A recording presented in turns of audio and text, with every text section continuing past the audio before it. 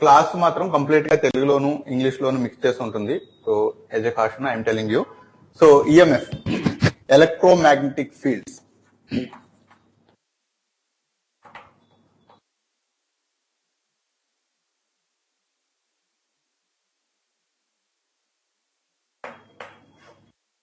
Electromagnetic fields. This is known to be the toughest subject in electrical and electronics engineering. But if you know the fundamentals, it will be very easy. That's what I can say. ఇందులో fundamentals ఏంటి అని అంటే, మీరు ఈ topic ని start చేయడానికి ముందు compulsory vectors వచ్చి ఉండాలి. Second,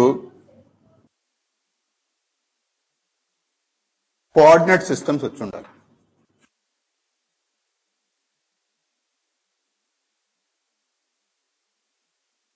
coordinate systems. Third, vector calculus వచ్చి ఉండాలి. ఈ టాపిక్స్ వస్తే అప్పుడు ఈఎంఎఫ్ ఈజీ. ఈ టాపిక్స్ రాకపోతే ఈఎంఎఫ్ చదవటం కూడా చాలా కష్టం. సో ఇవి ఫండమెంటల్ గా నేర్చుకోవటం అనేది చాలా అవసరం అన్నమాట. దీంతో పాటుగా ఈఎంఎఫ్ సబ్జెక్టు ఎందుకు టఫ్ అవుతుంది అంటే ఇంకొక రీజన్ ఉంది. ఏ ఒక్క టెక్స్ట్ బుక్ కూడా ఒక స్పెసిఫిక్ కన్వెన్షన్ ఫాలో అవ్వదు. అంటే ఫర్ ఎగ్జాంపుల్, మనం సపోజ్ ఏదైనా వెక్టర్ ఆర్ అనే వెక్టర్ ఒక బుక్ లో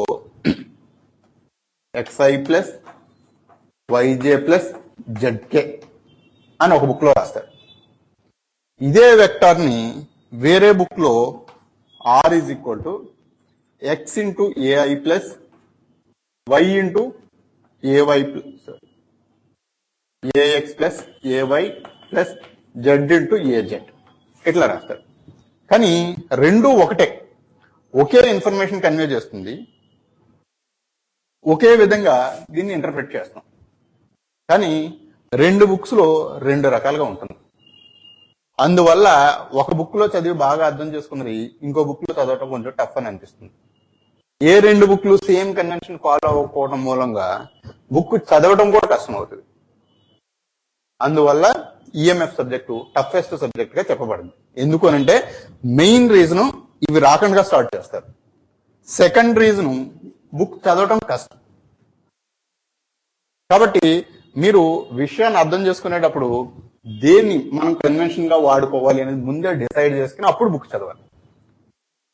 అంటే వాళ్ళు ఈ బుక్ లో ఇచ్చినా కానీ నువ్వు ఎలా చదవటం అలవాటు పడితే ఎక్స్ ఐ ఉన్న చోటలో ఎక్స్ తో రీప్లేస్ చేసుకుంటూ వెళ్ళిపోవాలి చదివేటప్పుడు. అలా చదివితే అర్థమవుతుంది. ఓకేనా? సో ఇది సెకండ్ రీజన్. సో ఈ రీజన్స్ కనుక మనం అడ్రస్ చేస్తే ఎలక్ట్రోమాగ్నెటిక్ ఫీల్డ్స్ అనేది చాలా ఈజీగా అర్థం చేసుకోవచ్చు అన్నమాట. ఓకేనా? సో అది. సో ఇందులో మనం డీల్ చేసే విధానం ఎలా ఉంటుంది అంటే, ఫస్ట్ థింగ్ ఈ వెక్టార్స్ ని కవర్ చేస్తాం. నెక్స్ట్ కోఆర్డినేట్ సిస్టమ్స్ కవర్ చేస్తాం. థర్డ్, ఈ వెక్టార్ క్యాలిక్యులస్ ని నేను ఇందులో కవర్ చేయను. ఇంజనీరింగ్ మ్యాథమెటిక్స్ సెపరేట్ సబ్జెక్ట్ ఉంది మీకు. ఆ ఇంజనీరింగ్ మ్యాథమెటిక్స్ ని డీల్ చేసేటప్పుడు వెక్టార్ క్యాలిక్యులస్ ని డీటెయిల్ గా చెప్తాను. ఎందుకంటే ఇది ఆల్రెడీ వచ్చి ఉండాలి. This itself is a big topic. So అందువల్ల ఇది వస్తే అప్పుడు ఇవన్నీ నేర్చుకోవడం ఈజీ. ఇది వచ్చు అనే అజంప్షన్ తోటి నేను స్టార్ట్ చేస్తాను. ఎందుకంటే ఇది చెప్తూ కూర్చుంటే ఇది లేట్ అవుతుంది. ఎనీవే ఈ టాపిక్ నేను చాలా డీటెయిల్డ్ గా నేను ఇంజనీరింగ్ మ్యాథమెటిక్స్ చెప్పేటప్పుడు చెప్తాను. ఓకేనా? సో ఏమైనా డౌట్లు ఉంటే చెప్పండి.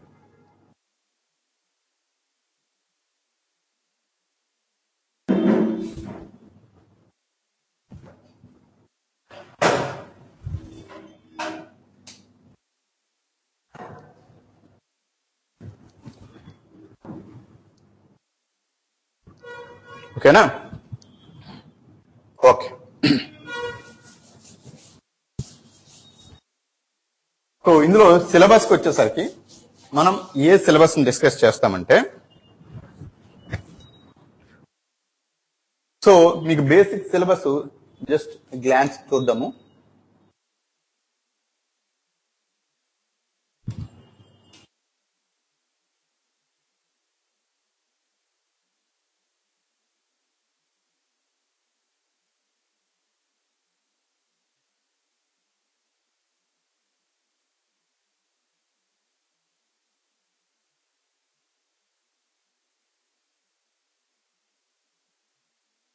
ఓకేనా?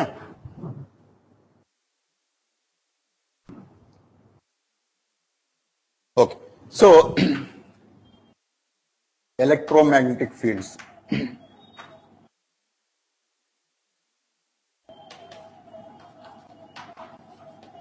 Field intensity calculation.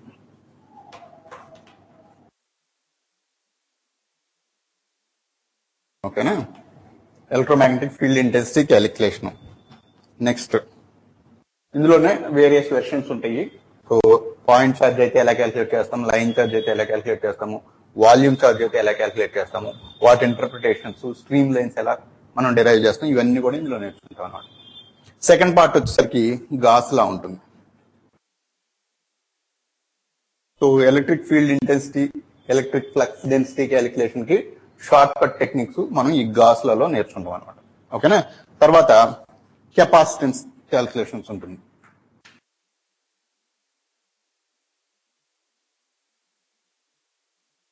తర్వాత బౌండరీ కండిషన్స్ ఉంటుంది.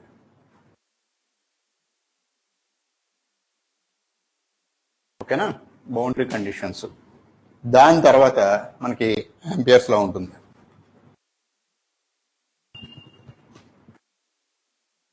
ఆంపియర్స్ లా ఉంటుంది. తర్వాత బయోట్ సేవర్స్ లా.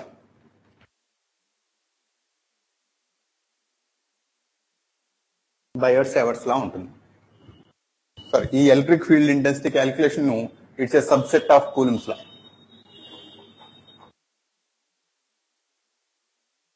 ఓకేనా? సో ఈ టాపిక్స్ మెయిన్ గా మీకు ఇక్కడ బయోట్ సేవర్స్ లో ఉంటుంది కదా, దీంతో పాటు మనం మ్యాగ్నెటిక్ ఫ్లక్స్ డెన్సిటీ క్యాలిక్యులేషన్ చేస్తాం అన్నమాట. Magnetic flux density calculation.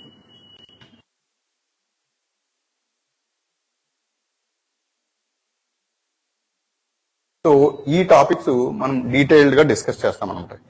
ఈ పార్ట్ మనకి ట్రిపుల్ ఈ వాళ్ళకి సరిపోతుంది. ట్రిపుల్ ఈ వాళ్ళకి ఎందుకంటే కూలుమ్స్ లా, బయోట్ సేవర్స్ లా ఈ రెండింటిని బేస్ చేసుకుని ఎలక్ట్రిక్ ఫ్లక్స్ డెన్సిటీ క్యాలిక్యులేట్ చేస్తాము, మ్యాగ్నెటిక్ ఫ్లక్స్ డెన్సిటీ క్యాలిక్యులేట్ చేస్తాము. ఇవి రెండింటిని మిక్స్ చేస్తే మనకు వచ్చేవి మ్యాక్స్వెల్స్ ఈక్వేషన్స్.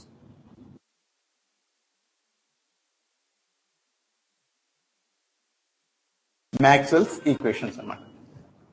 సో ఈ మ్యాక్స్వెల్స్ ఈక్వేషన్స్ తోటి ట్రిపుల్ ఈ వాళ్ళకి ఎస్పెషల్లీ గేట్ పాయింట్ ఆఫ్ వ్యూలో 100% సిలబస్ కవర్ అయినట్టు.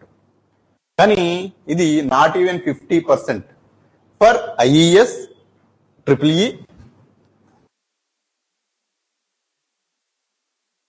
ఐఈఎస్ ట్రిపుల్ ఈకి, UPSC civil services optional triple E or electrical, ECE, ఈసీఈకి గేటు ఐఈఎస్. ఇందులో ఇప్పుడు నేను చెప్పిన సిలబస్ ఈ పర్టికులర్ డివిజన్స్ కి అంటే ఐఈఎస్ ట్రిపుల్ ఈ వాళ్ళకి, UPSC syllabus electrical engineering optional వాళ్ళకి, ఈసీఈ గేట్ అండ్ ఐఈఎస్ కి ఈ సిలబస్ అనేది అరౌండ్ 40% ఆఫ్ ద సిలబస్ మాత్రమే కవర్ చేస్తుంది. రిమైనింగ్ సిలబస్ మ్యాక్స్వెల్స్ ఈక్వేషన్స్ తర్వాత ఏదైతే ఉంటుందో అది వస్తుంది అనమాట. ఓకేనా? సో అర్థమైందా? సో మ్యాక్స్వెల్స్ ఈక్వేషన్స్ వరకు ట్రిపుల్ ఈ గేట్ కి సరిపోతుంది అంతే. సో మిగిలిన ఇది ఓన్లీ 40% సిలబస్, రిమైనింగ్ 60% సిలబస్ ఏదైతే ఉంటుందంటే అది ఇప్పుడు రాస్తాను.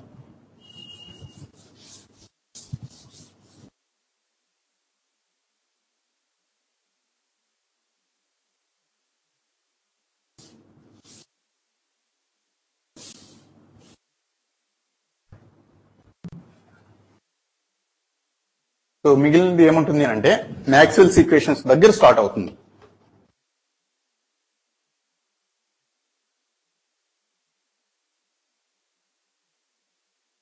Maxwell's equations,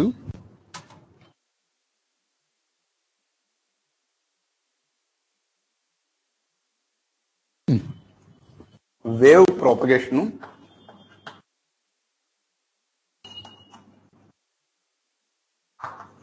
wave propagation,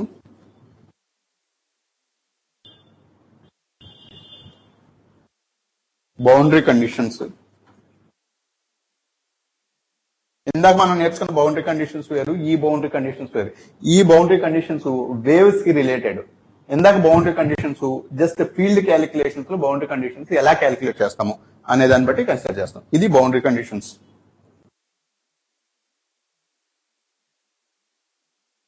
next reflection and refraction of plane wave.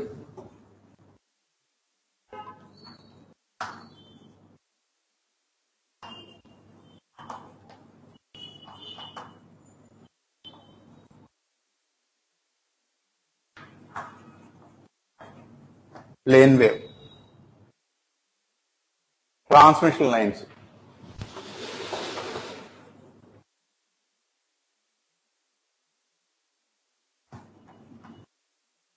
ఇందులో ఈ ట్రాన్స్మిషన్ లైన్స్ లో మనకి traveling and standing waves,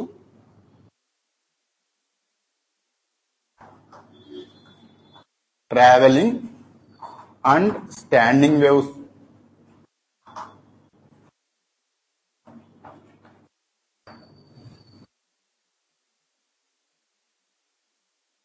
impedance matching,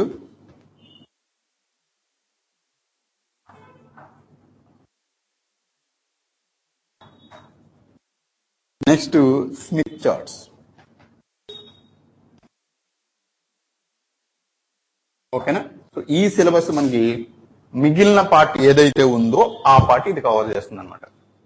ఓకేనా? సో ట్రిపుల్ ఈ వాళ్ళకి ఐఏఎస్ పాయింట్ ఆఫ్ వ్యూలో ఈ ఈఎంఎఫ్ సిలబస్ నుంచి మరీ గ్రేట్ లెవెల్లో క్వశ్చన్స్ రాకపోవచ్చు. ఐఏఎస్ పాయింట్ ఆఫ్ వ్యూలో అరౌండ్ 40 మార్క్స్ వెయిటేజ్ ఉంటుంది ఈఎంఎఫ్ కి.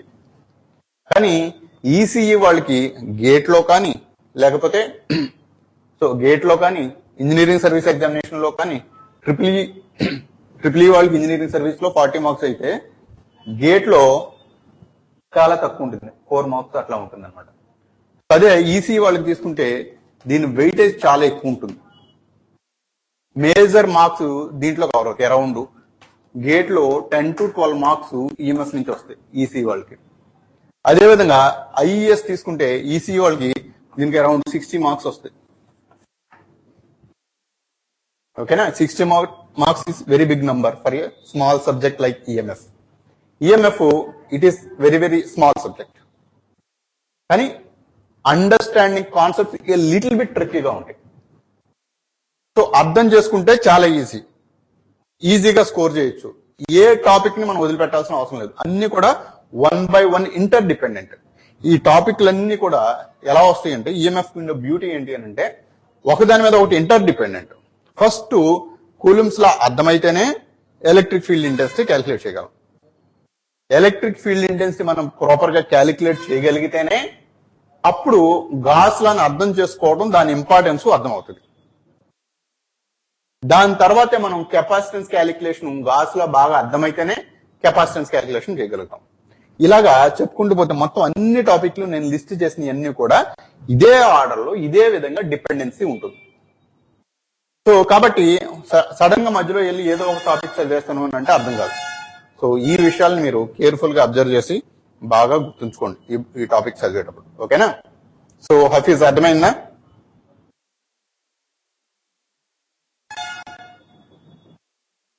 Okay fine. సో నీకేమైనా డౌట్స్ ఉంటే ఇమ్మీడియట్ గా టైప్ చెయ్యి, నేను ఇమ్మీడియట్ గా రెస్పాండ్ అవుతాను. ఓకేనా? సో ఇది ఈఎంఎఫ్ కి సంబంధించి. ఇప్పుడు చూద్దాం, బేసిక్స్ లోకి వెళ్దాం.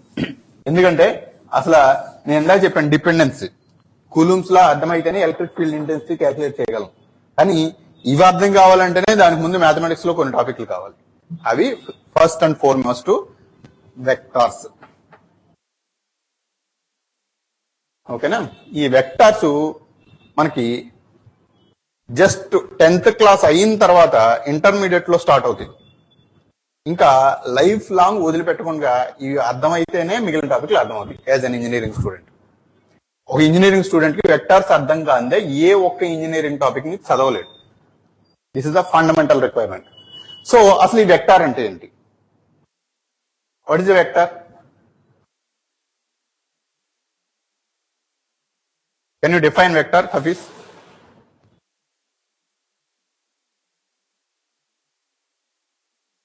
వెక్టార్ అంటే ఏంటి?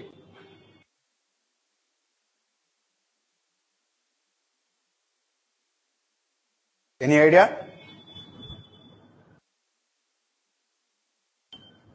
A physical quantity that has both magnitude and direction. Yes, exactly.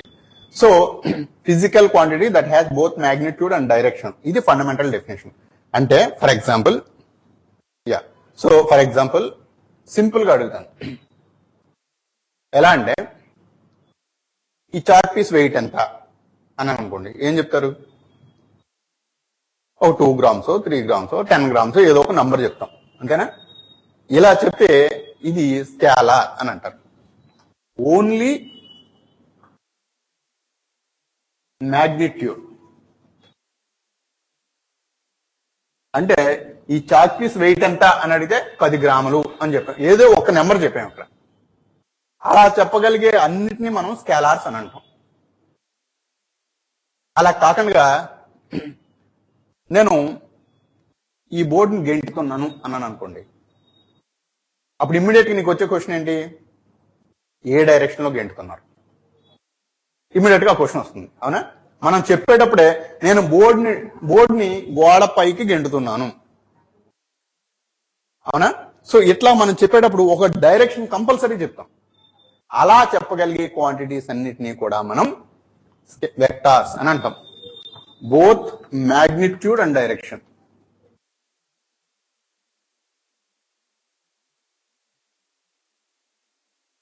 Magnitude direction రెండు ఉంటే దాన్ని మనం వెక్టార్ అని అంటాం. ఓన్లీ మ్యాగ్నిట్యూడ్ అయితే దాన్ని స్కేలార్ అని అంటాం. చిన్నప్పుడు నేర్చుకుని అన్ని కూడా స్కేలార్సే నేర్చుకుంటాం. మనం 10th క్లాస్ వరకు అన్ని స్కేలార్సే నేర్చుకుంటాం. అందువల్ల మనం ఏ క్యాలిక్యులేషన్స్ చేయవలసి వచ్చినా కానీ చాలా ఈజీగా చేసేవాడు. కానీ వెక్టార్స్ ఎప్పుడైతే ఇంట్రొడ్యూస్ చేస్తామో మనం కాంప్లెక్స్ ఇంజనీరింగ్ మ్యాథమెటిక్స్ లాంటి సబ్జెక్టులన్నింటినీ కూడా అర్థం చేసుకోవడం అనేది ఈజీ అవుతుంది. ఓకేనా? సో దీనికి డిఫరెన్స్ ఏంటి అని అంటే, సింపుల్ గా నా దగ్గర ఒక చాక్ పీస్ ఉంది, నెక్స్ట్ ఈ డస్టర్ ఉంది, దీని వెయిట్ 10 గ్రాములు, దీని వెయిట్ 50 గ్రాములు అన్నాను అనుకోండి. రెండు కలిపితే ఎంత అని అంటే ఇమ్మీడియట్ గా ఏం చెప్తాం? 60 గ్రాములు అని చెప్తాం, 60 grams. అలా కాకుండా ఇప్పుడు నేను ఈ బోర్డుని ఇలా గెంటుతున్నాను, ఇంకొక అతను అటు సైడ్ నుంచి ఇలా గెంటుతున్నాడు. ఇప్పుడు రెండు కలిపితే ఎంత అని అడిగాను అనుకోండి, డైరెక్ట్ గా సపోజ్ నేను 10 newtons తో గెంటుతున్నాను, ఇంకొక అతను క్రాస్ గా ఒక 20 newtons తో గెంటుతున్నాను అన్నాడు అనుకోండి. రెండు కలిపితే ఎఫెక్టివ్ గా దాని మీద ఎంత అంటే డైరెక్ట్ గా మనం 10 + 20 అనేది ఎగ్జాక్ట్ గా చెప్పలేం. ఎందుకు? ఒకడేమో ఈ డైరెక్షన్ లో గెంటుతున్నాడు, ఇంకొకడేమో ఈ డైరెక్షన్ లో గెంటుతున్నాడు. ఇది వీడి గెంటినట్టు ఇటు వెళ్ళాలా, వీడి గెంటినట్టు ఇటు వెళ్ళాలా? ఈ రెండు కాదు, ఈ మధ్యలో ఎవరు ఎక్కువ గెంటుతారు అనే దాన్ని బట్టి ఒక డైరెక్షన్ లో వెళ్తుంది. అంటే ఇది వెక్టార్ పి అని అనుకుంటే, ఇది వెక్టార్ క్యూ అని అనుకుంటే, ఇది డైరెక్ట్ గా మ్యాగ్నిట్యూడ్స్ ని యాడ్ చేయడం ద్వారా ఇది రాదు. ఈ రెండింటిని యాడ్ చేయడానికి ఒక స్పెషల్ మ్యాథమెటిక్స్ ఉంటుంది, దాన్నే వెక్టార్ ఆల్జీబ్రా అని అంటారు. అంటే మనం ఏదైతే మనం మ్యాథ్స్ లో 10th క్లాస్ వరకు నేర్చుకున్నామో అదంతా కూడా స్కేలార్ ఆల్జీబ్రా. అంటే 2 + 3 = 5, ఇది స్కేలార్. కానీ 2 along I plus 3 along J is not equal to 5. అంతే కదా? 2 I డైరెక్షన్ లోను 3 J డైరెక్షన్ లోను గెంటితే ఈ రెండు కలిపితే మనకి 5 అవ్వదు. ఇది ఎంత అవుతుంది? 2² + 3² √. ఇది ఎంత అయితే వస్తుందో దానికి సమానం అవుతుంది. ఇది ఎలా వచ్చింది అని అంటే అప్పుడు మనం వెక్టర్ ఆల్జీబ్రాని అండర్స్టాండ్ చేసుకోవాల్సిన అవసరం వస్తుంది అన్నమాట. ఓకేనా? సో ఈ వెక్టర్ ఆల్జీబ్రా నార్మల్ గా మన స్కేలార్ లో ఎడిషన్ అంటే జస్ట్ రెండు మూడు యాడ్ చేస్తాం. అదేవిధంగా సబ్ట్రాక్షన్ 3 - 2 = 1.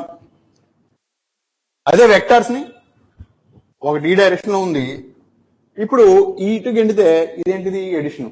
అలా కాకుండా వీడు ఇటు గెంటాడు అనుకోండి, దాన్ని సబ్ట్రాక్షన్ అని అంటాం. ఇప్పుడు మనం ఈ ఆల్జీబ్రాలోకి డీటెయిల్డ్ గా వెళితే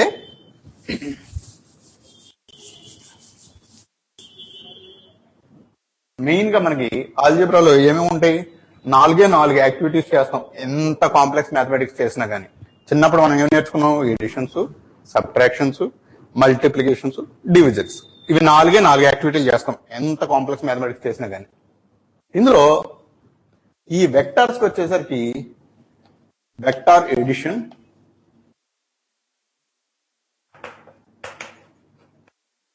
సబ్ట్రాక్షన్,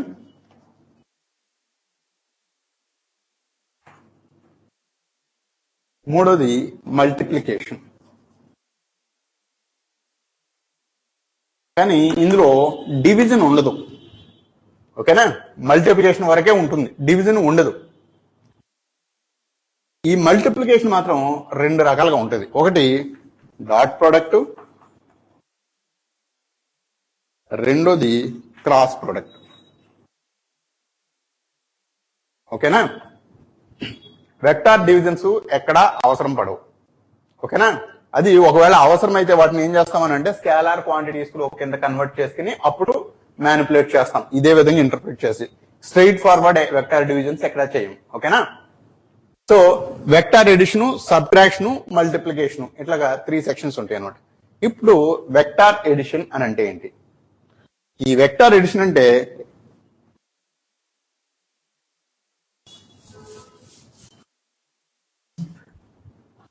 ఒక ఫోర్స్ ని నేను ఇట్లా గెంటాను. సపోజ్ ఇది ఒక రాయి అని అనుకుందాం. ఈ రాయిని ఇట్లా ఒకడు లాగుతున్నాడు, ఇంకొకడు ఇట్లా లాగుతున్నాడు. ఇప్పుడు ఇది ఏ డైరెక్షన్ లో వెళ్తుంది అనేది రిజల్టెంట్. అంటే వీడు P అనే వెక్టర్, ఇది Q అనే వెక్టర్. ఇప్పుడు ఇవి రెండు కలిస్తే ఈ రెండు కలిసి లాగుతున్నారు. ఇప్పుడు ఏ డైరెక్షన్ వెళ్తుంది? సమ్వేర్ ఈ మిడిల్ డైరెక్షన్ లో వెళ్తుంది. ఇప్పుడు వీడు Q న్యూటన్స్, ఈడేమో P న్యూటన్స్ ఫోర్స్ తో కనుక వీటిని లాగితే ఇది రిజల్టెంట్ ఎంత వస్తుంది అని కనుక్కోవడానికి ఈ రెండింటిని మనం యాడ్ చేయాలి. ఎలా యాడ్ చేయాలి అని అంటే అప్పుడు మనకి triangular law of vector edition,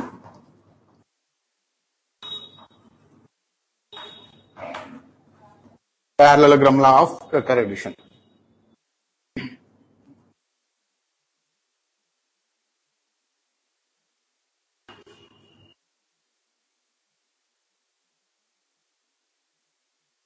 ఓకేనా, triangular law, parallelogram law. So ఇట్లాగా ఈ రెండు టెక్నిక్స్ ద్వారా మనం ఎడిషన్స్ చేస్తాం అనమాట. అది ఎలా అంటే ఇది Q కదా, సారీ ఇది P, ఇది Q. దీనికి ప్యారలల్ గా ఇక్కడి నుంచి ఎగ్జాక్ట్ గా దీని లెంత్ ఎంతైతే ఉందో అంత లెంత్ తో ఇక్కడికి మనం డ్రా చేయాలి. నెక్స్ట్ దీనికి ప్యారలల్ గా మనం ఇక్కడి నుంచి ఎంతైతే లెంత్ ఉందో దాన్ని ఇక్కడ డ్రా చేయాలి. ఇప్పుడు ఇక్కడి నుంచి కనుక మనం దీన్ని డ్రా చేస్తే దీని లెంత్ R అని అనుకుంటే ఈ రెండిట్ల యొక్క ఎడిషన్ మ్యాగ్నిట్యూడ్ R కి సమానము. డైరెక్షన్ ఇది ఎంత యాంగిల్ తో అయితే విత్ రెస్పెక్ట్ టు P వెళ్తుందో అంత డైరెక్షన్ లో వెళ్తుంది అని చెప్పేసి మనం చెప్పొచ్చు అనమాట. దీన్ని పారలెలోగ్రామ్ లా ఆఫ్ వెక్టార్ ఎడిషన్ అని అంటారు. ఓకేనా, అంటే జామెట్రీ ప్రకారం మనం ఒక లైన్ ఇది గీస్తే ఈ రెండిటికి రిజల్టెంట్ ఎంత అని అడిగితే అప్పుడు మనం ఒక పారలెలోగ్రామ్ ని కంప్లీట్ చేసి ఇక్కడ నుంచి ఇక్కడికి డైరెక్ట్ గా ఒక లైన్ గీస్తే ఏదైతే వస్తుందో దీని లెంత్, దాని మ్యాగ్నిట్యూడ్, ఈ యాంగిల్ దాని డైరెక్షన్ అవుతుంది అనమాట. దీన్ని పారలెలోగ్రామ్ లా ఆఫ్ వెక్టార్ ఎడిషన్ అని అంటారు. ఓకేనా, సో ఇప్పుడు మనం యాక్చువల్ గా మనం కొలవాలి అని అనుకుంటే మనకు ఒక టెక్నిక్ ఉంది. ఎలా? ఇది P, ఇది Q, ఇది కూడా Q అన్నాను నేను, అవునా? ఇప్పుడు దీని యాంగిల్ తీటా, ఈ యాంగిల్ అనమాట. పీకి క్యూకి మధ్యలో ఉండే యాంగిల్ తీటా అనమాట. ఇది తీటా అని అనుకుంటే ఈ యాంగిల్ కూడా తీటా అవుతుంది. ఎందుకని? ఇది పారలెలోగ్రామ్ కాబట్టి ఇది ఎంత అయితే స్లోప్ లో ఉంది ఇది కూడా అంతే స్లోప్ తో వస్తుంది కాబట్టి దీని angle theta.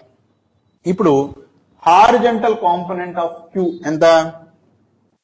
Queue cos theta, vertical component queue sine theta.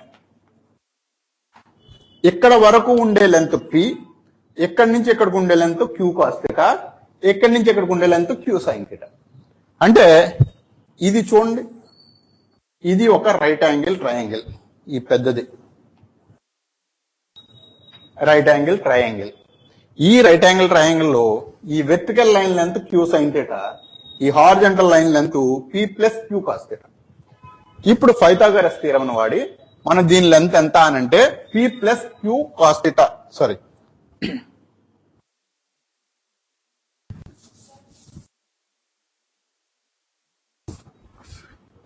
Are square is equal to P plus Q cos theta whole square plus Q sine theta whole square. ఇది ఈ ఆర్ ని కనుక మనం క్యాల్కులేట్ చేస్తే ఏదైతే వస్తుందో దీన్ని బేస్ చేసుకుని అది resultant magnitude. And direction tan alpha is equal to vertical line divided by horizontal line. Vertical ఎంత Q sine theta divided by horizontal ఎంత P plus Q cos theta. So ఇందులో ఆల్ఫాని కనుక మనం క్యాల్కులేట్ చేస్తే అది దాని యొక్క డైరెక్షన్ అవుతుంది అనమాట. ఓకేనా? సో అర్థమైందా? వెక్టార్స్ ని ఎలా యాడ్ చేస్తాం అంటే నార్మల్ గా స్కేలర్లు అయితే 2 + 3 అని డైరెక్ట్ గా యాడ్ చేస్తాం. ఇప్పుడు ఈ డైరెక్షన్ లో 2, ఈ డైరెక్షన్ లో 3 అని అన్నాను అనుకోండి, మధ్యలో యాంగిల్ బట్టి దాని యొక్క రిజల్టెంట్ వస్తుంది. అంతేగాని 2 + 3 డైరెక్ట్ గా యాడ్ చేస్తే రిజల్టెంట్ రాదు. ఓకేనా? సో అర్థమైందా? ఇందులో ఇంకేమైనా డౌట్స్ ఉన్నాయా?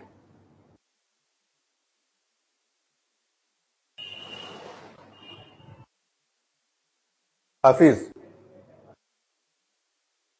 అర్థమైనట్టేనా? Okay fine. సో ఇది వెక్టార్ ఎడిషన్స్ అన్నమాట.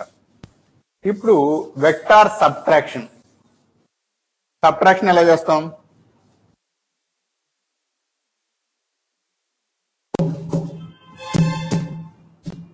సబ్ట్రాక్షన్ ఎలా చేస్తాం?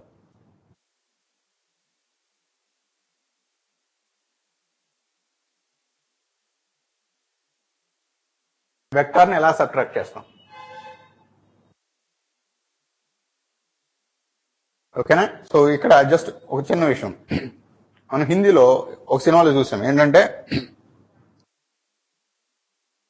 ఇక్కడికి రా అనడానికి ఏమనాలి అని అంటే ఎదురావో అని అంటాం హిందీలో.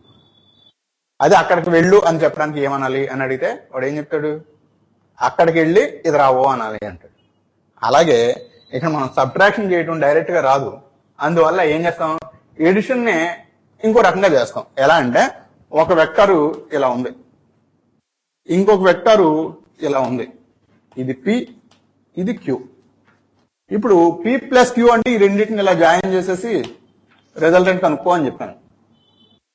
పి మైనస్ క్యూ అని అంటే ఏం చేయమంటున్నాను అంటే P minus Q is equal to P plus of minus Q. అంటే ఏంటి అని అంటే ఫస్ట్ మైనస్ క్యూని ఫైండ్ అవుట్ చేయి. ఏది? ఇది క్యూ కదా, దీని మైనస్ క్యూ అంటే దానికి ఆపోజిట్, ఇది మైనస్ క్యూ డైరెక్షన్.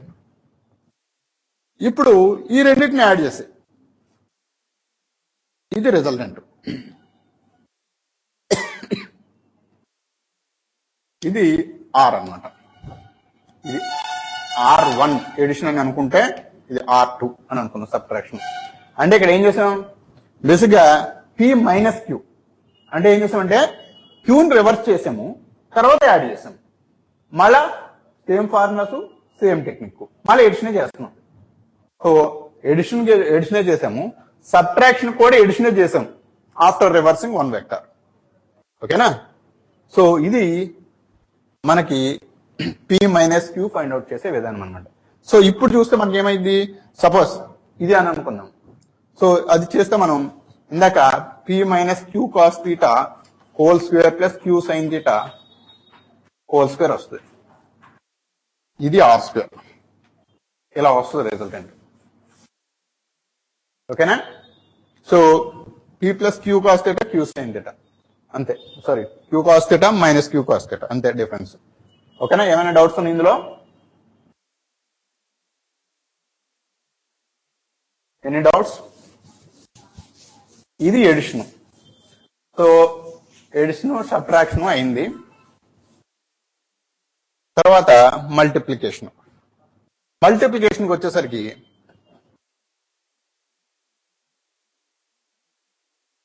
ఇందులో ఫస్ట్ మనం నేర్చుకోవాల్సింది డాట్ ప్రోడక్ట్. సపోజ్ మనకి ఏ అనే ఒక వెక్టారు, బి అనే ఒక వెక్టార్ ఉందనుకోండి. ఈ రెండిటి యొక్క డాట్ ప్రోడక్ట్ ఎలా డిఫైన్ చేస్తాము అని అంటే A dot B is equal to mod A mod B into cos theta. అంటే ఏదైనా ఒక రెండు వెక్టార్ని మల్టిప్లై చేయవలసిన అవసరం వచ్చింది అనుకోండి. లెటస్ ఒక వెక్టార్ ఇలా ఉంది, ఇది ఏ, ఇంకొక వెక్టార్ ఇలా ఉంది, ఇది బి, మధ్యలో యాంగిల్ థీటా ఉంది. ఇలా ఉన్నప్పుడు ఈ రెండింటిని మల్టిప్లై చేస్తే ఫస్ట్ దీని మ్యాగ్నిట్యూడ్ అంటే దీని లెంత్, నెక్స్ట్ దీని మ్యాగ్నిట్యూడ్ అంటే దీని లెంత్, అంటే mod A mod B, cos of angle between these two. ఓకేనా, cos of angle between these two అనమాట. సో ఇది డాట్ ప్రొడక్ట్ అని అంటారు. అయితే ఈ వెక్టార్ రిజల్ట్ ని బట్టి, ఈ వెక్టార్ యొక్క ప్రోడక్ట్ రిజల్ట్ ని బట్టి రెండు రకాల ఆన్సర్ వస్తుంది. ఒకటి ఈ డాట్ ప్రోడక్ట్ స్కేలార్, అంటే ఈ రిజల్టెంట్ కి ఏ విధమైన డైరెక్షన్ ఉండదు. ఓకేనా, కానీ కొన్ని కేసుల్లో మనకు మల్టిప్లై చేసేటప్పుడు వెక్టార్ క్వాంటిటీ వచ్చే అవకాశం ఉంటుంది. అంటే ఎలా అంటే ఇది ఒక ఎగ్జాంపుల్ తీసుకుందాం. What is the example of dot product చెప్పండి. What is the example of dot product?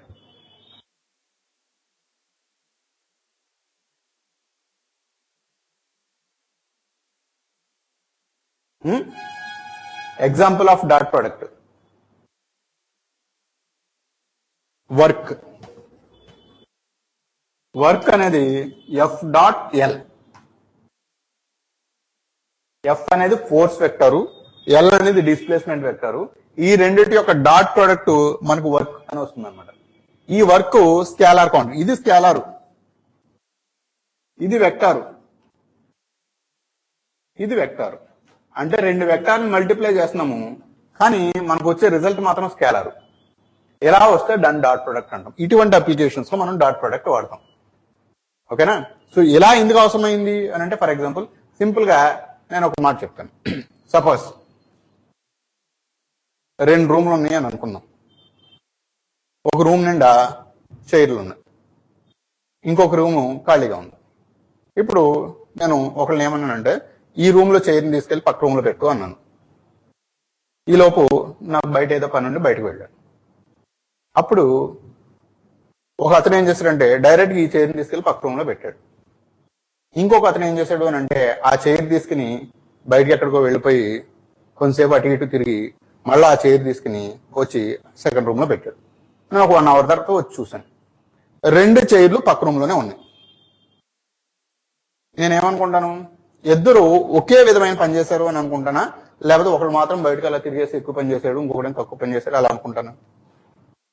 చెప్పండి. Same work. అంటే బయట వాడు ఎన్ని రకాలుగా తిరిగినా కానీ నాకు కనిపించే వర్క్ మాత్రం ఒకటే, అవునా కదా? అందువల్ల ఎఫెక్టివ్ గా ఏం వర్క్ జరిగింది అనేది ఇంపార్టెంట్ అక్కడ. అంటే సపోజ్ ఇక్కడ మనకి ఒక రాయి ఉంది, ఒకడు ఏం చేశాడు, ఇలా గెంటాడు. ఇలా గెంటితే ఇది ఈ డైరెక్షన్ వెళ్తుంది.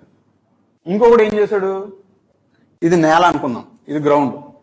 ఇంకొకడు ఏం చేశాడు, ఇలా గెంటాడు కానీ చాలా బలంగా గెంటాడు, ఇది కిందకి వెళ్ళనివ్వదు, ఇలా ముందుకే వెళ్తుంది, అవునా కదా?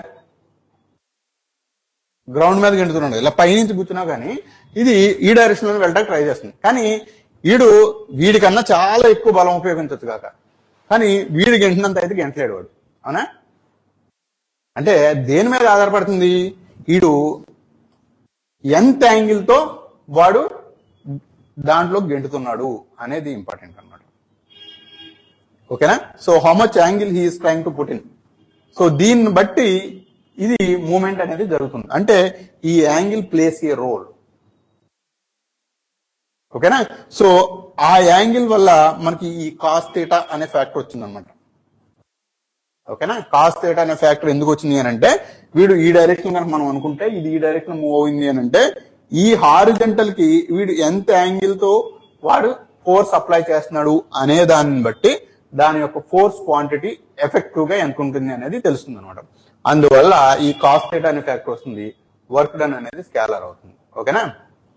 సో ఇది స్కేలార్ ప్రోడక్ట్ లేదా డాట్ ప్రోడక్ట్. రెండోది వెక్టార్ ప్రోడక్ట్.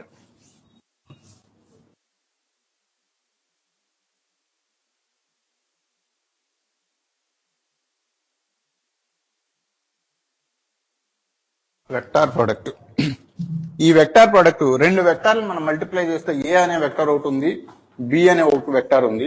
ఈ రెండింటిని మనం మల్టిప్లై చేస్తే వచ్చే resultant magnitude A, magnitude B, sin theta and with a direction n cap.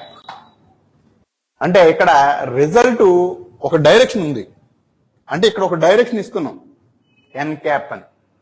ఇలా ఇస్తే దాన్ని వెక్టార్ ప్రోడక్ట్ లేదా క్రాస్ ప్రోడక్ట్ అని అంటారు. అంటే ఒక వెక్టార్ ఇలా ఉంది, ఇంకొక వెక్టార్ ఇలా ఉంది, ఇది A, ఇది B.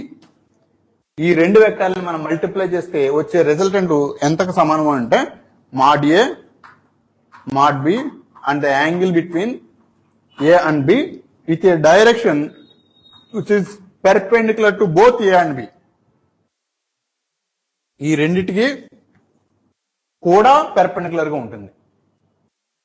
అంటే ఫర్ ఎగ్జాంపుల్ సపోజ్ నేను క్రాస్ ప్రొడక్ట్ చేసేటప్పుడు ఇది ఎలా అంటే రైట్ హ్యాండ్ స్క్రూ రూల్ వాడి డైరెక్షన్ వస్తుంది.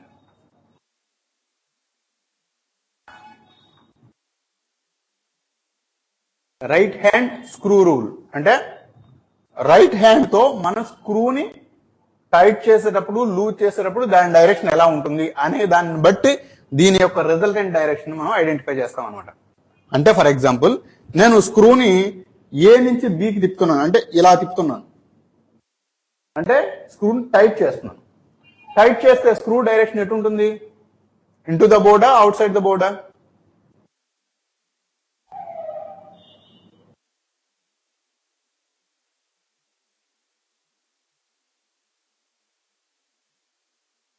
చెప్పాలి ఆన్సర్. సో ఈ డైరెక్షన్ లో మనం తిప్పుతున్నాం. Hafeez it should be outside the board. అంటే A to B, A cross B అంటే టైట్ చేస్తున్నాం కదా. టైట్ చేసినప్పుడు లోపలికి వెళ్తుందా బయటకు వస్తుందా?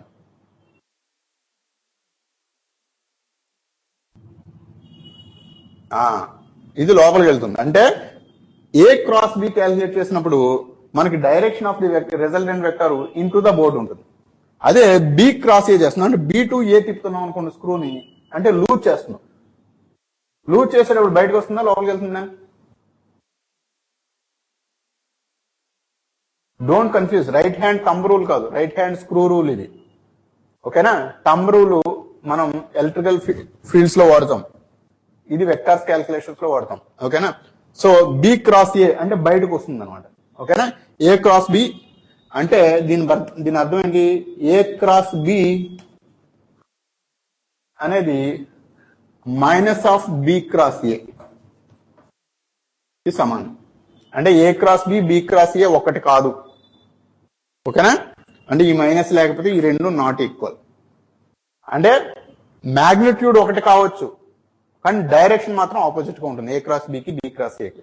కానీ డాట్ ప్రోడక్ట్ లో A dot B is equal to B dot A. ఎందుకని దానికి ఏ డైరెక్షన్ లేదు.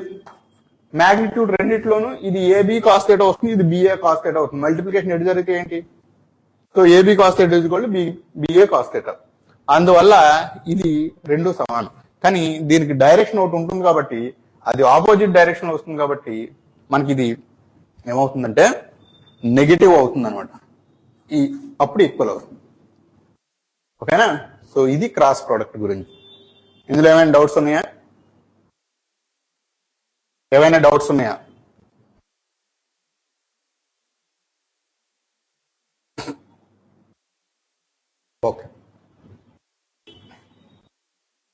ఇది సింపుల్ గా వెక్టార్స్ గురించి అనమాట. ఇది సింపుల్ టాపిక్, చిన్న topic. Vectors, additions, subtractions, multiplication. ఇంకొంచెం కాంప్లెక్స్ చేస్తే వెక్టర్ క్యాలిక్యులస్ వస్తుంది అంతే. దీని క్యాలిక్యులస్ మిక్స్ చేస్తే వెక్టర్ క్యాలిక్యులస్ వస్తుంది. Next coordinate systems.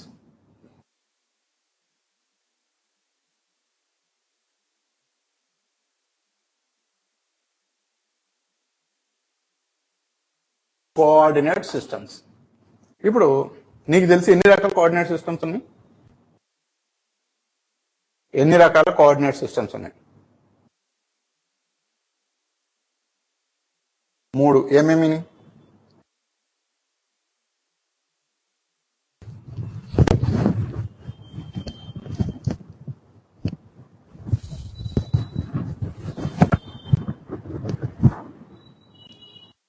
Cylindrical, spherical, ఇంకా రెక్టాంగులర్, ఇంకా అవి 3. ఓకేనా? ఓకే. యాక్చువల్ గా there are infinite number of coordinate systems. అన్ని ఇన్నని కౌంట్ లేదు. ఎన్నైనా కోఆర్డినేట్ సిస్టమ్స్ మనం డెరైవ్ చేసుకోవచ్చు. ఎవరి కన్వీనియన్స్ బట్టి వాళ్ళు ఒక కోఆర్డినేట్ సిస్టమ్ ని డెరైవ్ చేసుకోవచ్చు. సో కాకపోతే ఇంటర్నేషనల్ గా చాలా ఎక్కువ మంది వాడే కోఆర్డినేట్ సిస్టమ్స్ ఎన్ని ఉన్నాయి అంటే 3Dలో వచ్చేసరికి 3, నువ్వు చెప్పినవి 2Dలోకి వచ్చేసరికి 2. ఇవి చాలా ఎక్కువ మంది వాడతారు కాబట్టి పాపులర్, అంతేకాని అవి లిమిటెడ్ కాదు.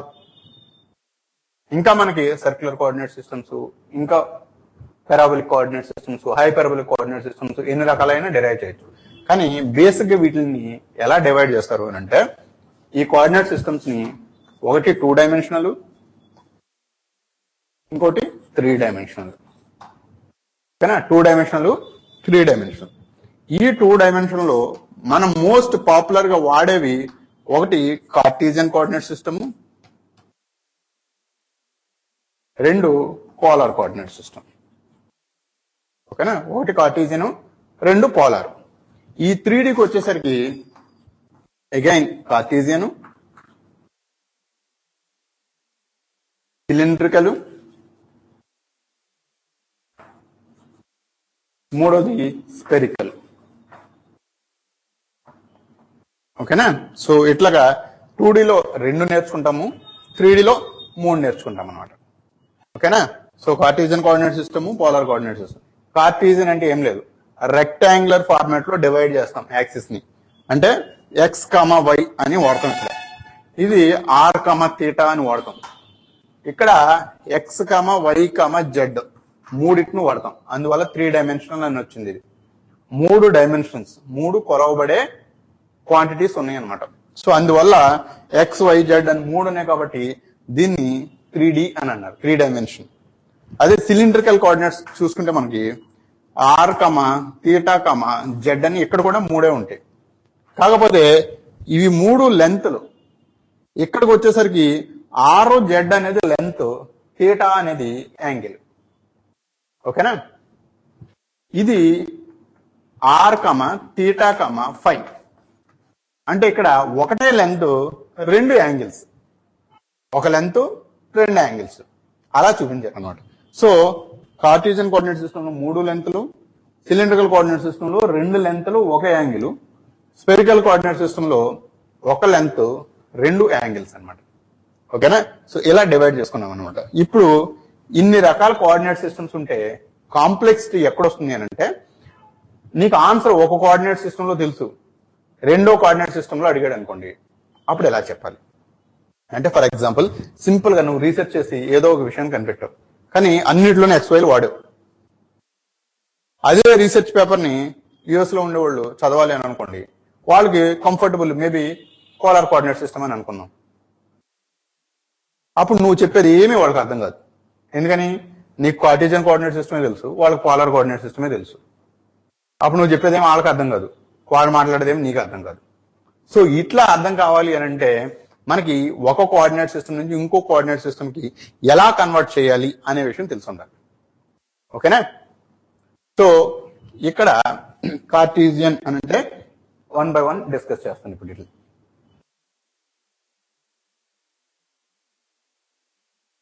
Cartesian 2 dimensional. అంటే ఏదైనా ఒక పాయింట్ మనం రిప్రజెంట్ చేయాలి అని అనుకున్నాం. ఇవన్నిటిలో కూడా మనం చేసేది ఏంటి అని అంటే జామెట్రికల్ యాక్సిస్ మీద ఒక పాయింట్ ఎలా రిప్రజెంట్ చేయాలి అనే విషయాన్ని కనిపెడతాం అనమాట. ఎలా అంటే ఒకళ్ళు ఏం చేస్తారు, జస్ట్ ఇది ఎక్స్ డైరెక్షన్ అని అనుకుందాం, ఇది వై డైరెక్షన్ అని అనుకుందాం. ఇప్పుడు ఏదైనా ఒక పాయింట్ ఎక్కడ ఉంది అని అంటే ఇక్కడ ఉంది అని చెప్పాను అనుకోండి.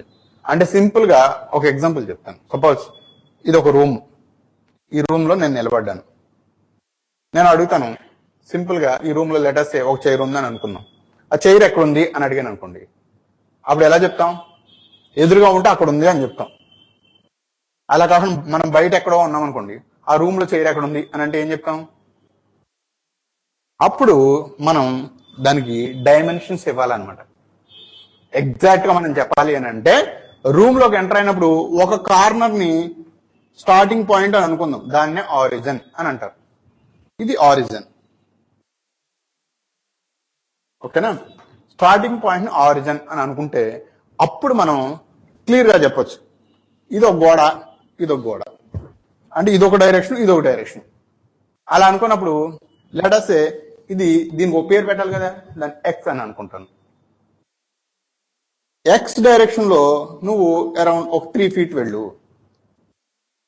వెళ్ళిన తర్వాత లెఫ్ట్ హ్యాండ్ కి టర్న్ తీసుకో. ఎలా తీసుకుంటా అంటే ఎగ్జాక్ట్ గా పర్పెండిక్యులర్ గా తీసుకో. దాన్ని వై డైరెక్షన్ అని పేరు పెడతాం. అంటే ఇది వై డైరెక్షన్, కానీ ఎక్స్ మీద 3 feet తర్వాత వై డైరెక్షన్ లో టర్న్ తిరిగి ఇంకొక 4 feet వెళ్ళు, అక్కడ ఎగ్జాక్ట్ గా చైర్ ఉంటుంది అని చెప్పొచ్చు. అవునా? అంటే ఎగ్జాక్ట్ గా మనం ఆ చైర్ ఎక్కడుంది అనే పాయింట్ ని ఎక్కడి నుంచి అయినా కానీ ప్రాపర్ గా కన్వే చేయడానికి కంపల్సరీ 2 dimensions అవసరమైనవి ఇక్కడ. సో దాన్ని ఒకటి ఎక్స్ అనుకున్నాము, ఒకటి వై అని అనుకున్నాం. అలా అనుకున్నప్పుడు ఇది స్టార్టింగ్ అని రిఫర్ చేసుకుని ఏదో ఒక రిఫరెన్స్ పాయింట్ ఉండాలి కాబట్టి దాని ఆరిజిన్ అని అనుకుంటాం అనమాట. అలా అనుకుని ఇక్కడ నుంచి మనం ఎగ్జాక్ట్ గా ఆ పాయింట్ ఎక్కడ ఉంది అని చెప్తాం అన్నమాట. ఆ పాయింట్ లొకేషన్ ని ఎక్స్, వై అని రిప్రజెంట్ చేస్తాం. ఎలా చెప్పడాన్ని కార్టీజియన్ కోఆర్డినేట్ సిస్టమ్ అని అంటాం. ఓకేనా? సో ఇప్పుడు ఇంకొకడు ఇదే విషయాన్ని, అంటే ఈ పాయింట్ ఎక్కడుంది అని అడిగితే ఇంకొకటి ఎలా చెప్తాడు? ఎలా కాదు, నువ్వు డైరెక్ట్ గా స్ట్రైట్ గా నడుచుకుంటూ వెళ్ళిపో, కాకపోతే ఒక యాంగిల్ థీటా అనే యాంగిల్ తీసుకో అని. అంటే కొంచెం యాంగిల్ తీసుకుని స్ట్రైట్ గా నడుచుకుంటూ వెళ్ళిపో, అక్కడ కూడా అదే చైర్ ఉంటుంది. అంటే సేమ్ ఇన్ఫర్మేషన్ ని డిఫరెంట్ వేలో కన్వే చేస్తున్నాడు అనమాట. ఓకేనా? ఈడేం చెప్తాడు? ఎక్స్ వై కాదు, ఆర్ థీటా అనే లొకాలిటీలో ఉంటుంది చూడు అని అంటాం. ఒకడు ఏం చెప్పాడు? ఎక్స్ వై అనే లొకాలిటీలో ఉందని చెప్పాడు, ఇంకొకటి ఆర్ థీటా అనే లొకాలిటీలో ఉందని చెప్పాడు. అవునా? సో కానీ ఇద్దరు చెప్పిన మాత్రం ఒకటే ఇన్ఫర్మేషన్. అప్పుడు ఒకటే ఇన్ఫర్మేషన్ అన్నప్పుడు దీనికి దీనికి ఏదో ఒక రిలేషన్ ఉంటుంది కదా. ఆ రిలేషన్ ఏంటి అని అంటే ఇప్పుడు మనం చేద్దాం. ఇప్పుడు ఇది కార్టీసియన్, ఇది పోలార్. ఓకేనా? దీన్ని కార్టీసియన్ అని అన్నారు, దీన్ని పోలార్ అని అన్నారు అనమాట. ఓకేనా? ఇది ఎక్స్ వై అని రిప్రజెంట్ చేశాడు, వీడు ఆర్ థీటా అని రిప్రజెంట్ చేశాడు. ఓకేనా? ఇప్పుడు X value in terms of R theta కావాలి అని అనుకుంటే ఈ ఎక్స్ అంటే ఏంటి, నాకు ఆర్ థీటా తెలుసు అని అన్నాం అనుకోండి. ఇప్పుడు ఇది ఆర్, ఇది యాంగిల్ థీటా. ఇప్పుడు దీని లెంత్ ఎంత? R cos theta. ఎందుకని? Cos theta is equal to X by R. So X is equal to R cos theta. Y value ఎంత? R sine theta. అంతేనా? ఇది ఆర్ కాస్ థీటా, ఇది R sine theta. అంటే మనకు తెలిసింది X value ఏంటి, Y value ఏంటి in terms of ఇటు సైడ్ అంతా ఆర్ థీటాలే ఉండాలి. సో మనకి ఆర్ థీటాలు ఇస్తే ఎక్స్ వాల్యూ ఎంత, వై వాల్యూ ఎంత ఫైండ్ అవుట్ చేసాం. అదర్ కేసు మనకి ఎక్స్ వై తెలుసు, ఆర్ థీటాలో చెప్పాలి అని అనుకున్నాం అనుకోండి. ఇప్పుడు దీని లెంత్ ఎంత? పైథాగరస్ థియరాన్ని బట్టి ఇది ఎక్స్, ఇది వై అయితే దీని length square root of X square plus Y square.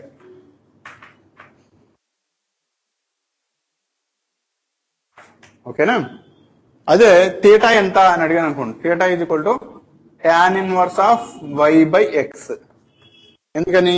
ఈ యాంగిల్ థీటా, దీని లెంత్ వై, దీని length X. tan theta is equal to Y by X, theta is equal to tan inverse of Y by X. అర్థమైందా? ఇందులో ఏమైనా doubts ఉన్నాయా? అర్థమైందా? ఇందులో ఏమైనా డౌట్స్ ఉన్నాయా? Okay, no doubts, fine. ఓకేనా? సో ఇది 2 డైమెన్షనల్లో మనం నేర్చుకునే 2 రకాల కోఆర్డినేట్ సిస్టమ్స్. ఒకటి కార్టీజియన్, రెండోది పోలార్ కోఆర్డినేట్ సిస్టమ్ అనమాట. ఓకేనా?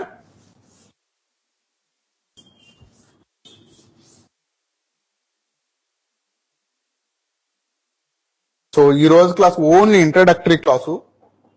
ఓకేనా? ఈ కోఆర్డినేట్ సిస్టమ్స్ ఫినిష్ చేస్తే మీకు బేసిక్స్ అనే ఐడియా వస్తుంది.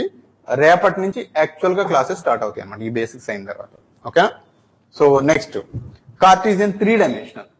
ఈ 3 డైమెన్షనల్ అనేటప్పుడు మనకి ఇమ్మీడియట్ గా ఏంటి అని అంటే ఒక ప్లేన్ మీద కాదు, అంటే స్పేస్ లో ఉంది. స్పేస్ లో అంటే బేసిక్ గా పైన ఎక్కడ ఉన్న ఒక పాయింట్ ని రిప్రజెంట్ చేయాలి. సింపుల్ గా మనం ఎక్కడుంటే అక్కడ ప్రతి రూమ్ లో కూడా ఒక ఫ్యాన్ ఉంటది కదా, ఆ ఫ్యాన్ ఎలా రిప్రజెంట్ చేయాలి అనేది ఇప్పుడు నేర్చుకుందాం. ఎలాగంటే సింపుల్ గా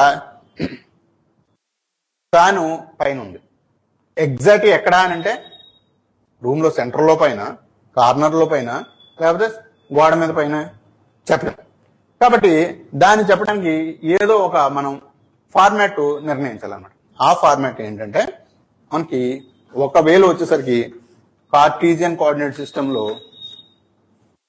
జడ్ ని మనం బోర్డు మీద రిప్రజెంట్ చేయడం కుదరదు కాబట్టి ఎట్లా గీసాం. యాక్చువల్గా అయితే ఇది ఎట్లా ఉంటది. ఓకేనా? మీరు అర్థం చేసుకోవాలి అని అంటే సింపుల్ గా రూమ్ లో మీరు ఎక్కడుంటే అక్కడ కేర్ఫుల్ గా అర్థం చేసుకోండి. ఓకేనా? ఈ కోఆర్డినేట్ సిస్టమ్స్ మీకు అర్థం కాకపోతే ఈఎంఎఫ్ ఏమీ అర్థం కాదు. ఓకేనా? సో రూమ్ లో ఒక కార్నర్, ఏదో ఒక కార్నర్ మీరు ఊహించుకోండి. కింద గ్రౌండ్ లో రూమ్ లో ఒక మూల కార్నర్ ని మనం 0,0,0 అని అనుకుందాం. ఓకేనా?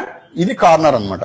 ఇక్కడ నుంచి సపోజ్ ఫ్యాన్ అనే పాయింట్ ఇక్కడ ఉంది అంటే XY ప్లేన్ మీద లేదు, స్పేస్ లో ఉంది. అంటే సపోజ్ లెట్ అస్ సే ఈ చార్ట్ పీస్ ఎక్కడ ఉందో ఇక్కడ ఉంది అలా అనుకుందాం. అంటే సింపుల్ గా ఈ రూమ్ లో ఆ కార్నర్ 0,0,0 అనుకుంటే ఫ్యాన్ నా హెడ్ పైన ఉంది. ఇప్పుడు ఆ ఫ్యాన్ నేను ఎలా రిప్రజెంట్ చేయాలి అనేది అని అనుకుంటే ఇప్పుడు ఒకళ్ళు ఏం చెప్పొచ్చు, సింపుల్ గా ఆ కార్నర్ లో నిలబడు, ఒక గోడ ఓరంతా స్ట్రైట్ గా ఒక 5 feet నడుచుకుంటూ వెళ్ళు, ఆ తర్వాత రైట్ సైడ్ కి టర్న్ తిరుగు, మళ్ళీ ఇంకొక 4 feet నడుచుకుంటూ వెళ్ళు, ఎగ్జాక్ట్ గా నీ నెత్తి మీద ఫ్యాన్ ఉంటుంది అని చెప్పొచ్చు. అవునా? ఎంత ఎత్తులో ఉంది అని అంటే అంత హైట్ నడుచుకుంటూ వెళ్ళు అని చెప్పాలి. అంటే సింపుల్ గా X డైరెక్షన్ లో 4 feet వెళ్ళాడు, Y డైరెక్షన్ లో ఒక 5 feet వెళ్ళాడు, Z డైరెక్షన్ లో ఒక 8 feet లో ఉంది ఫ్యాన్.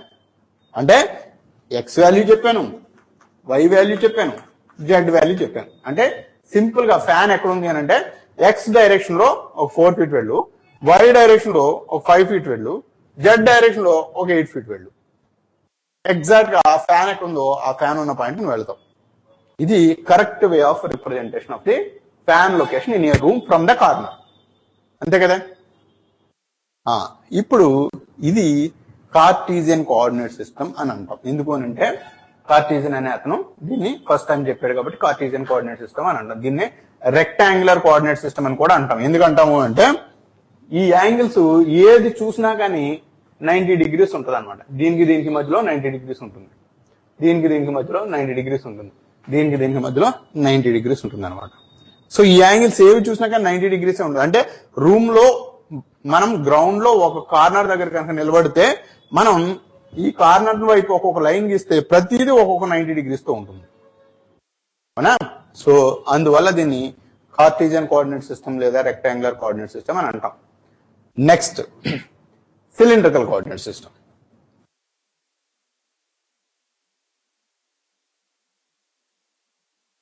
ఈ సిలిండ్రికల్ కోఆర్డినేట్ సిస్టమ్ ఎలా చెప్తాము అని అంటే సింపుల్ గా మనకి ఇందాక 2 డైమెన్షనల్ XY కి r, అని వాడేసాం. ఇప్పుడు సిలిండ్రికల్ కోఆర్డినేట్ సిస్టమ్ ఏం చేస్తామంటే ఆ 2 డైమెన్షనల్ కి జస్ట్ పోలార్ కోఆర్డినేట్స్ తీసుకో, హైట్ కు మాత్రం యాజ్ యూజువల్ గా Z అనుకో. అంటే ఫర్ ఎగ్జాంపుల్ సింపుల్ గా ఈ ఫ్యాన్ ఎక్కడ ఉంది అని అంటే ఇక్కడ నుంచి స్ట్రైట్ అవే ఫ్యాన్ కిందకి వెళ్ళిపో with an angle of theta. Angle theta తీసుకో, స్ట్రైట్ గా నడుచుకుంటూ వెళ్ళిపో, ఇక్కడ నుంచి నీకు నెత్తి మీద ఫ్యాన్ ఉంటుంది. అంటే ఆర్ ఉంటుంది, థీటా ఉంటుంది, జెడ్ ఉంటుంది. అంటే బేసిక్ గా మనం సేమ్ ఫ్యాన్ ఉన్న లొకేషన్ చెప్తున్నాము, ఒక యాంగిల్ పెట్టుకున్నాము, రెండు లెంత్లను పెట్టుకున్నాము. ఇది సిలిండ్రికల్ కోఆర్డినేట్ సిస్టమ్ అని ఎందుకు అని అంటాము అంటే సింపుల్ గా ఈ ఆర్ అనేది ఫిక్స్డ్ చేసుకుని ఈ థీటాని 0 to 360 degrees మనం మార్చామనుకోండి, ఇది ఒక సర్కిల్ వస్తుంది. అవునా? జెడ్ -∞ +∞ అనుకున్నాం అనుకోండి, ఏమొస్తుంది? ఒక పెద్ద సిలిండర్ వస్తుంది. అవునా? అందుకోసమని దీన్ని సిలిండ్రికల్ కోఆర్డినేట్ సిస్టమ్ అని అంటాం. అంటే థీటాని 0 నుంచి 360 degrees అంటే ఒక సర్కిల్ వస్తుంది. ఆ సర్కిల్ ని మనం -∞ to +∞ తీసుకుంటే ఒక సిలిండర్ వస్తుంది అనమాట. అందువల్ల దీన్ని సిలిండ్రికల్ కోఆర్డినేట్ సిస్టమ్ అని అంటాం అనమాట. సో ఇందులో సింపుల్ గా XY కి బదులుగా పోలార్ కోఆర్డినేట్స్ వాడతాం అంతే. ఈ కార్టీజియన్ లో XY కి బదులుగా పోలార్ కోఆర్డినేట్స్ రీప్లేస్ చేస్తే అది cylindrical coordinate system. Same information convey చేస్తుంది. ఓకేనా? నెక్స్ట్ ఈ రెండిట్లో కన్వర్షన్ చూద్దాం. కన్వర్షన్ ఎలాగా? సింపుల్ గా ఇందాక చెప్పిందే, ఏది? ఇందులో జెడ్ Z అంటే ఇక్కడ జెడ్ ఏంటో అక్కడ జెడ్ కూడా అదే. అంటే ఇందులోనూ హైటే, అందులోనూ హైటే. కానీ XYలు మాత్రం మారతాయి. ఎలా? X R cos θ, Y R sin θ, అంతే. ఇది కన్వర్షన్. అదే అదర్ వే తీసుకుందాం. R ఇక్కడ సేమ్ Z Z అండ్ ఇందులో జెడ్ ఒకటే. R √x² + y². θ tan inverse of y/x. ఇది సిలిండ్రికల్ కోఆర్డినేట్ సిస్టమ్. అర్థమైందా హఫీజ్? ఓకేనా? సో ఈ విధంగా మనం ఈ కోఆర్డినేట్ సిస్టమ్స్ ని మన సిలిండ్రికల్, కార్టీజియన్ కోఆర్డినేట్ సిస్టమ్ ఇలా సింపుల్ గా నేర్చుకుంటాం. కొంచెం కన్ఫ్యూజన్ అనిపించేది స్పెరికల్ కోఆర్డినేట్ సిస్టమ్ అనమాట. అది మరీ అంత కన్ఫ్యూజన్ ఏమి కాదు, లైట్ గా కన్ఫ్యూజన్ అనిపిస్తుంది అంతే. అది చేద్దాం.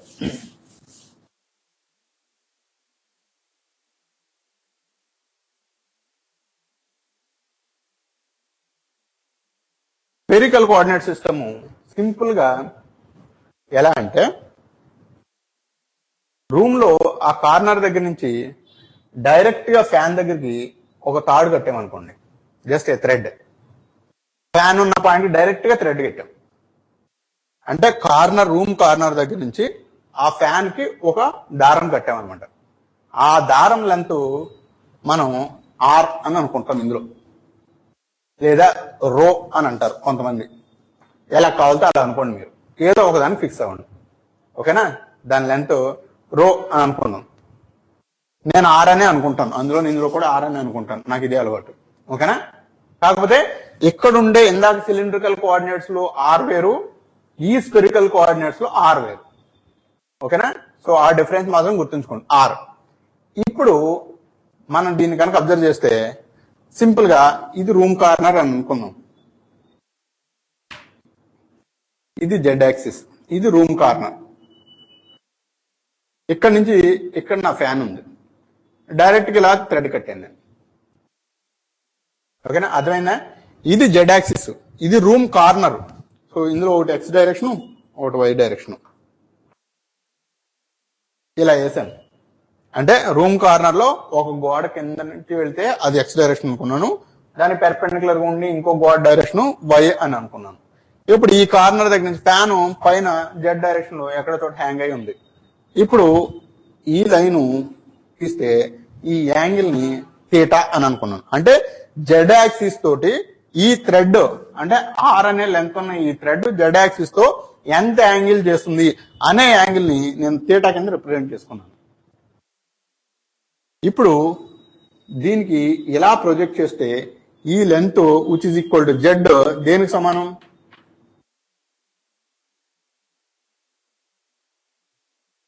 జెడ్ దేనికి సమానం?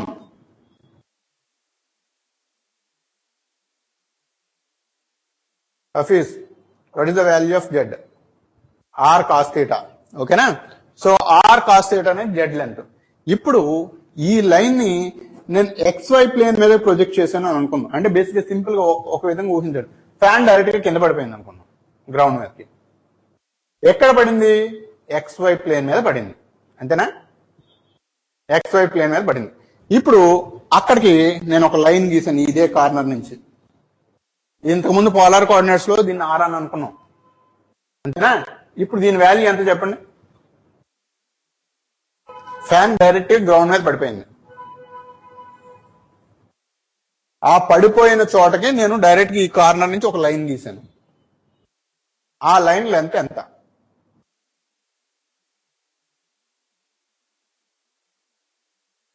చెప్పాలి ఫాస్ట్ గా.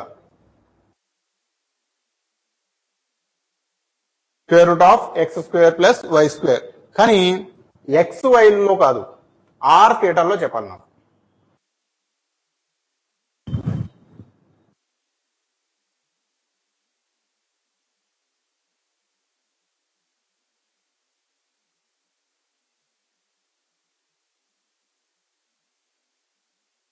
చెప్పాలి ఫాస్ట్ గా.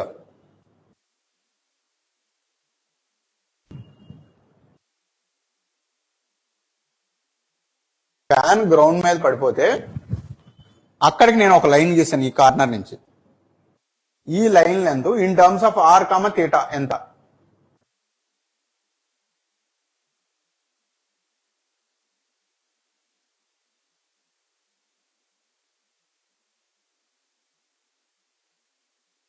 Okay, so R cos 90 minus theta, cos 90 minus theta is equal to sin theta. That's all. So basic గా దీనికి horizontal component, vertical component divide చేశాను అంతే. దీని R ని with an angle of theta. ఇది దీనికి వెర్టికల్ కాంపోనెంట్ అని అనుకుంటే ఇది హారిజంటల్ కాంపోనెంట్. ఈ లెంత్ ఈ length. So this is equal to R sin theta. అవునా? R sin theta. ఇప్పుడు అంటే ఇప్పుడు ఒక లైన్ గీసాను, ఇది కదా లైను. ఈ లైన్ ని X కోఆర్డినేట్ కి Y కోఆర్డినేట్ కి ప్రొజెక్ట్ చేస్తే మనకి యాక్చువల్ గా X value Y value in terms of R, theta, phi లో తెలుస్తుంది. ఇప్పుడు మనకి ఇది X యాంగిల్ తో X తో చేసే యాంగిల్ ని ఫై కింద రిప్రజెంట్ చేస్తాం అనమాట. ఫై కింద రిప్రజెంట్ చేస్తే ఇప్పుడు R sin theta X మీద ప్రొజెక్ట్ చేస్తే cos ఫై. అంటే X is equal to R sin theta cos phi. Y is equal to R sin theta sin phi. అంతేనా? Z is equal to R cos theta. అంతే. ఈ విధంగా మనకి spherical coordinate system నుంచి Cartesian coordinate system కి convert చేసుకోవచ్చు అనమాట. అర్థమైందా? R cos theta cos phi is equal to X, R sin theta sin phi is equal to Y, R cos theta is equal to Z. ఎలా వచ్చింది? Straight అవే ఈ corner నుంచి pan ఉన్న location కి థ్రెడ్ కట్టి దాని లెంత్ R అనుకున్నాం. అది వెర్టికల్ యాక్సిస్ తోటి చేసే యాంగిల్ థీటా అనుకున్నాము. అప్పుడు Z లెంత్ డైరెక్ట్ గా R cos theta అవుతుంది. దీనికి XY ప్లేన్ మీద ప్రొజెక్టెడ్ లెంత్ మనకి R sin theta అవుతుంది. దాన్ని మళ్ళా ఆ R sin theta అనేది X తో యాంగిల్ ఫై చేస్తుంది కాబట్టి దానికి projected component on to X is equal to cos phi తో మల్టిప్లై అవుతుంది ఈ లెంత్ ని. అదేవిధంగా Y మీదకి అయితే sin phi తో మల్టిప్లై అవుతుంది. ఓకేనా? సో అర్థమైందా? ఇందులో ఏమైనా డౌట్స్ ఉన్నాయా? అర్థమైందా? ఏమైనా డౌట్స్ ఉన్నాయా?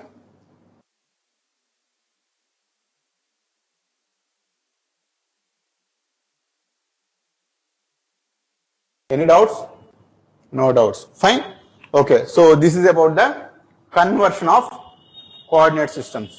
సో అదే విధంగా మనకి స్పెరికల్ కోఆర్డినేట్ సిస్టమ్ తెలుస్తుంది అనుకోండి. స్పెరికల్ కోఆర్డినేట్ నుంచి కార్టీజియన్ కోఆర్డినేట్ సిస్టమ్ లో కన్వర్ట్ చేయాలంటే ఏం చేయాలి? R వాల్యూ ఎంత in terms of X, Y, Z? R² is equal to X² plus Y² plus Z². అవునా? అదే ఫై వాల్యూ కావాలనుకోండి, ఇది X కి Y కి మధ్యలో ఉండే రిలేషన్ జస్ట్ సింపుల్ గా tan inverse of Y by X. అంతేనా? అదేవిధంగా Z is equal to R cos theta. Theta కావాలనుకోండి, theta is equal to cos inverse of Z by R, where R is equal to X² plus Y² plus Z² under root. ఇది conversion. ఓకేనా? So ఏమైనా doubts ఉంటే అడగండి. Any doubts? ఈ రోజు చెప్పిన class very very basic class, fundamentals మాత్రమే cover చేశాను. రేపటి నుంచి ఎలక్ట్రిక్ ఫీల్డ్ ఇంటెన్సిటీ ఇవన్నీ కవర్ చేస్తాను. ప్రస్తుతానికి ఇవి బేసిక్స్ మాత్రం బాగా అర్థం అవ్వాలి. So if you have any questions you can raise it. Fine. So if no other questions, I will log out of the class.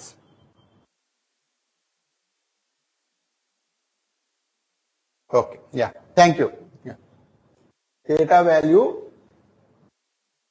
board కిందకి ఉంది sir, just intimating for boundary.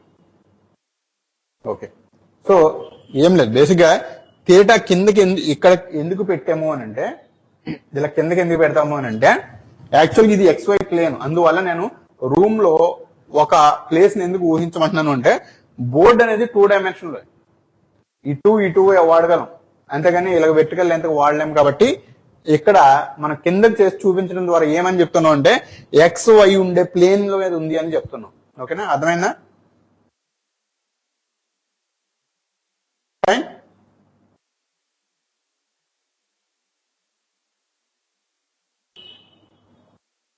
Okay, anyway, so ఏమైనా doubts ఉంటే చెప్పండి.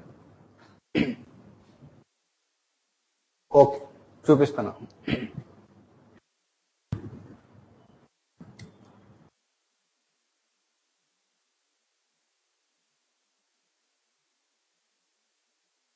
So theta value నేను రాస్తాను. Theta is equal to cos inverse of z by x square plus y square plus z square under root. ఇది అర్థమైందా Hafeez? Okay, okay, fine. So I'm logging